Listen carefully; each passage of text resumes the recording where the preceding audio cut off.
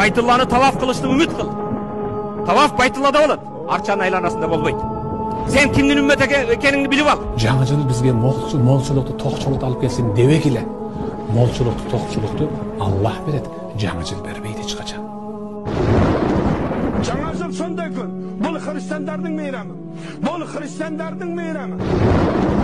Ошол күнү бир жаңы жыл деп 15 жылда зор көрсөтүлгөн карагайлардын канчасы кырылат, бул өзүнчө чоң арам. يا أيها الذين آمنوا لا تتخذوا اليهود والنصارى أولياء بعضهم أولياء بعض ومن يتولهم منكم فإنه منهم إن الله لا يهدي القوم الظالمين